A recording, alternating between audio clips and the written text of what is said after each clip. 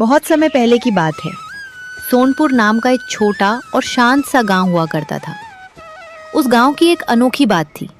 वहां के लोग सुबह उठकर खेतों में जाने के बजाय सीधे पप्पू के ठेले पर गर्मा गर्म समोसे खाने पहुंच जाते थे। पप्पू अपनी पत्नी चंपा के साथ एक छोटे से कच्चे मकान में रहता था। उसका रोज का यही नियम था, सुबह जल्दी उठना, बाजार से समोसे का ताजा सामान लाना और फिर दोनों पति पत्नी मिलकर एक बेहद स्वादिष्ट और चटपटा समोसा तैयार करते थे। समोसे तैयार होते ही पप्पू अपना ठेला गांव के मुहाने पर लगा देता था। तभी पप्पू का रोज का पहला ग्राहक उमेश वहां आता है। अरे पप्पू भाई, राम राम, क्या हाल चाल हैं? भाई आज तो समोसे की खुशबू दूर दूर तक महक रही है। क्या बात है, आज कुछ खास मिलाया है क्या? अरे उमेश भाई, बात अब वैसी नहीं रही। अब इन समोसों को मैं नहीं बल्कि तुम्हारी भाभी छानती हैं। मैं तो बस आलू की पिट्ठी तैयार करके दे देता हूँ। अरे तभी मैं कहूँ कि आज समोसों में इतना खस्तापन और कुरकुरापन कहाँ से आ गया? भाभी के हाथ में तो जादू है भाई। चलो चलो, अब ज्यादा मक्खन मत लगाओ। ये बताओ कितने समोसे लगाऊं? अरे पूछना क्या है, जितना रोज खाता हूँ उतने आज भी पत्तल में सजा दो। पप्पू ने एक प्लेट लगा दी। उमेश अभी मजे से समोसे खा ही रहा था कि तभी गांव की एक बुजुर्ग काकी पप्पू के ठेले पर आई। उनकी उम्र का तजुर्बा उनके चेहरे पर साफ दिखता था। बेटा पप्पू, कैसे दिए समोसे? अरे काकी, राम राम, बैठिए ना। आपके लिए तो समोसा हमेशा तैयार है। पप्पू ने बिना रेट बताए काकी को एक प्लेट लगाकर दी।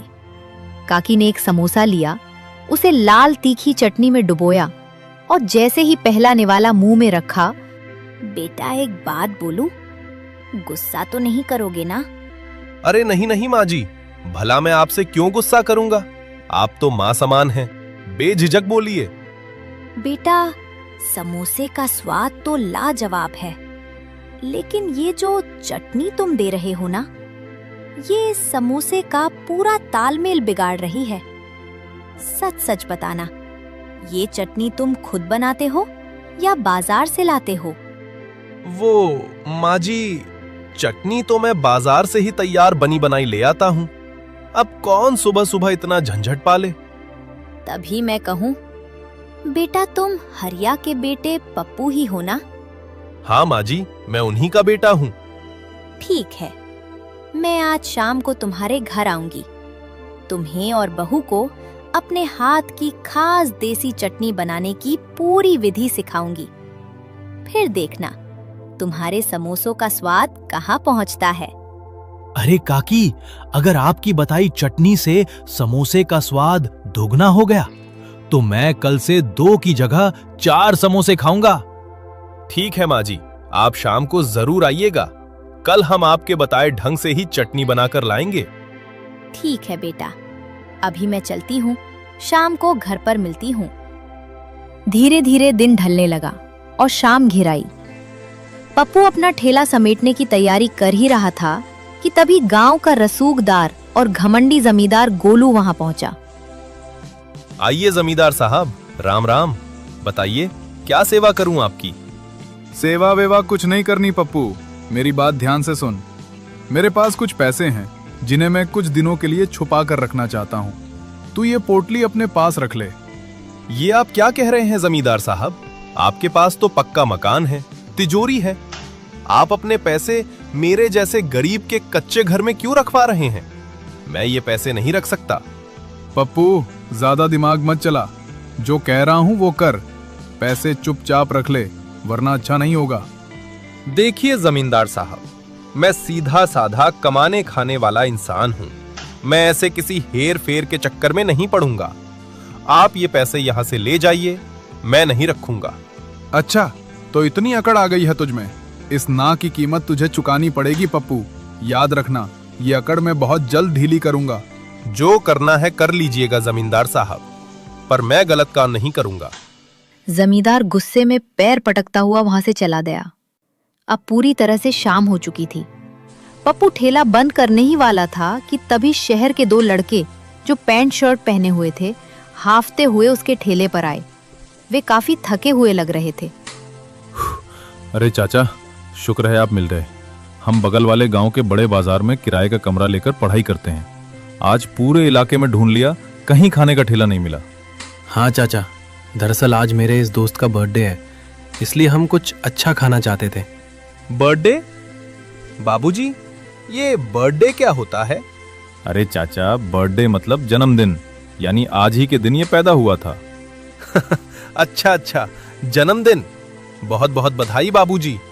बोलिए, मैं आपकी क्या सेवा कर सकता हूँ? चाचा, हमें पूरे 50 समोसे चाहिए। क्या आपके पास इतने समोसे बचे हैं?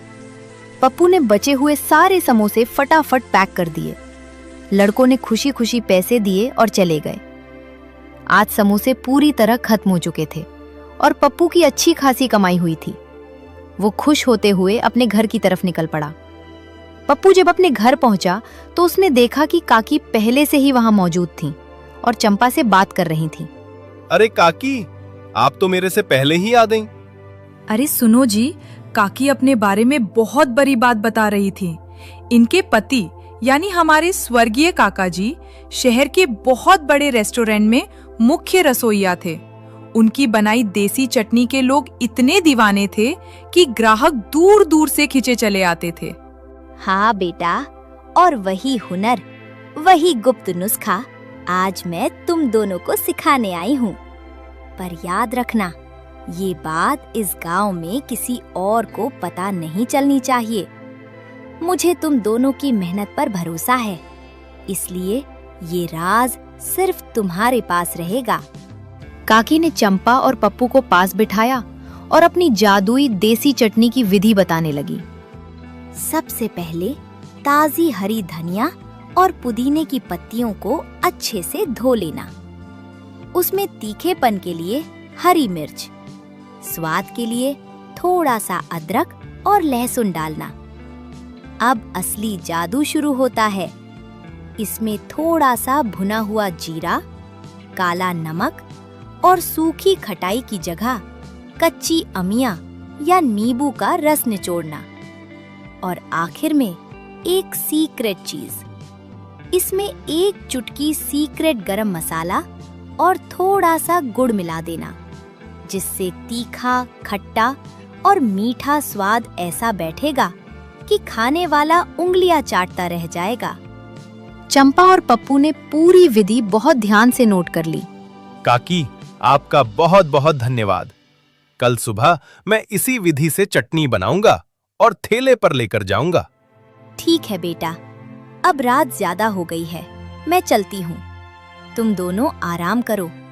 कल सुबह ये चटनी लेकर जाना। देखना, तुम्हारे ठेले पर तहलका मच जाएगा।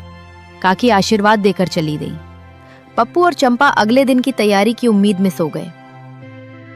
अगली सुबह होती है। पप्पू और चंपा सूरज निकलने से पहले ही उठ जाते हैं। दोनों पूरे दिल से काकी के बताए गुप्त नुस्खे के अनुसार चटनी तैयार करते हैं और साथ में गर्मा गर्म समोसे भी। थोड़ी ही देर में सब कुछ बनकर तैयार हो जाता है।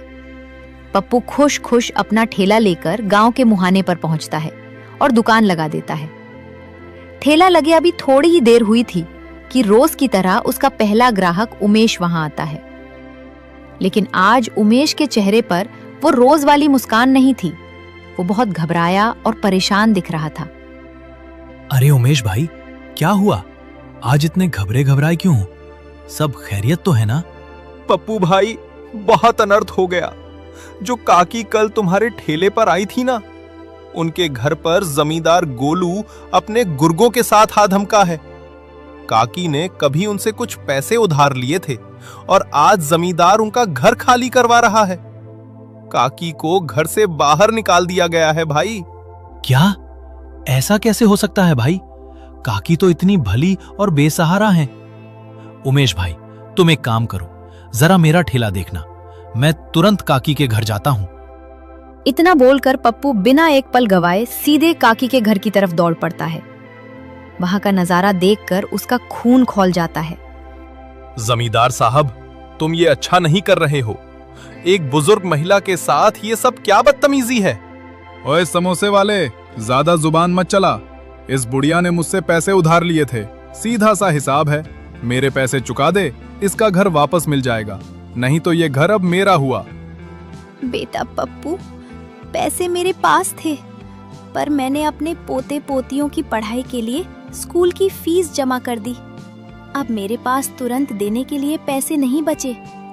मैंने इनसे सिर्फ 1 महीने की मोहलत मांगी थी, पर ये आज ही आकर अपनी धौंस दिखा रहे हैं। चुप कर बुढ़िया, यहाँ से निकल।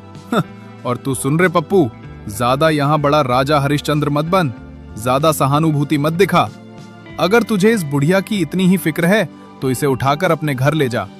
काकी, आप बिल्कुल मत घबराइए, उठिए और हमारे साथ हमारे घर चलिए। और जमींदार साहब, याद रखना, बहुत जल्द काकी का ये घर पूरे सम्मान के साथ वापस मिलेगा। पप्पू तुरंत काकी का हाथ थामता है और उन्हें लेकर अपने घर आ जाता है। बेटा पप्पू, तुम दोनों मेरे लिए भगवान बनकर आए हो। भगवान तुम दोनों को बहुत तरक्की दे। मेरा ढेर सारा आशीर्वाद है तुम्हें। अरे नहीं काकी, आप हमारी माँ जैसी हैं। कोई बात नहीं, आप आराम से घर पर रहिए। चंपा, मैं चलता हूँ। पप्पू सीधे दौड़ते हुए अपने ठेले पर पहुंचता है और राहत की सांस लेता है। उमेश भाई, सब ठीक है। मैं काकी को सुरक्षित अपने घर छोड़ आया हूँ। अब कोई दिक्कत नहीं होगी। दुकान संभालने के लिए तुम्हारा बहुत बहुत धन्यवाद। चलो, ये तो बहुत अच्छा काम किया तुमने भाई। अच्छा ये बताओ, आज काकी के बताए ढंग वाली चटनी बनाकर लाए हो या नहीं? हाँ भाई, बिल्कुल वैसी ही चटनी बनी है। रुको, अभी प्लेट लगाता हूँ। उमेश समोसे को चटनी में अच्छी तरह डुबोकर जैसे ही पहला निवाला मुंह में रखता है, उसकी आंखें फटी की फटी रह जाती हैं। ओहो पप्पू भाई, लाजवाब, बेमिसाल, क्या स्वाद है। खट्टा, मीठा, तीखा, ऐसा स्वाद मैंने आज तक नहीं चखा। मैं 100% गारंटी के साथ कह सकता हूं कि जो भी एक बार इस समोसे और चटनी को खाएगा, वो अगले दिन दौड़ता भागता तुम्हारे ठेले पर वापस आएगा। देखते ही देखते पप्पू के ठेले पर भारी भीड़ जमा हो गई। शाम होते होते सारे समोसे खत्म हो गए। पप्पू बहुत खुश था। वो अपना ठेला बंद करके आज जल्दी ही अपने घर चला गया। पप्पू के जाने के थोड़ी देर बाद वही दोनों शहर के लड़के जो कल आए थे, पढ़ाई खत्म करके दोबारा पप्पू के ठेले वाली जगह पर पहुंचते हैं। लेकिन वहां पहुंचकर वे देखते हैं कि ना तो वहां कोई ठेला है और ना ही समोसे वाला आदमी। दोनों लड़के उदास कदमों से गांव की तरफ निकल पड़ते हैं। रास्ते में उन्हें गांव का एक आदमी मिलता है। वे उससे पप्पू के बारे में पूछते हैं। वो आदमी उन्हें पप्पू के घर का रास्ता समझा देता है। रास्ता पूछते पूछते दोनों लड़के पप्पू के कच्चे मकान के सामने पहुंचते हैं। घर के बाहर सन्नाटा था। दोनों लड़के दरवाजे के पास जाते हैं और बाहर से आवाज लगाते हैं। चाचा जी, ओ समोसे वाले चाचा जी, घर पर हो क्या? जैसे ही पप्पू घर का दरवाजा खोलकर बाहर आता है, वो उन दोनों शहर के लड़कों को देखकर चौंक जाता है, लेकिन फिर मुस्कुराकर उनका स्वागत करता है। अरे बाबूजी, आप दोनों आज दुकान की जगह सीधे मेरे घर। बताइए क्या बात है? अरे चाचा, खुशखबरी है। कल जो समोसे हम आपसे पैक करवा कर ले गए थे, वो हमने अपने स्कूल कॉलेज के हॉस्टल के दोस्तों और प्रोफेसरों को खिलाए। सबको आपके समोसे और वो काकी के हाथ की जादुई चटनी इतनी पसंद आई कि सब उसके दीवाने हो गए हैं। हाँ चाचा, इसलिए आज हम यहाँ आपसे एक डील करने आए हैं। अब से हमारे स्कूल के हॉस्टल के लिए आपको रोज के 50 समोसे तैयार रखने होंगे। ये हमारा रोज का पक्का ऑर्डर है। ये लीजिए कुछ पैसे एडवांस। 50 समोसों का रोज का पक्का ऑर्डर और एडवांस पैसे देखकर पप्पू की खुशी का ठिकाना नहीं रहा। उसकी आंखों में खुशी के आंसू आ गए। अरे बेटा, भगवान तुम दोनों का भला करे। तुम चिंता मत करो, कल से जब तुम आओगे तुम्हें गर्मा गर्म और ताजा समोसे तैयार मिलेंगे। दोनों लड़के मुस्कुराते हुए पप्पू को हाथ हिलाकर वहां से चले जाते हैं। अगली सुबह होती है।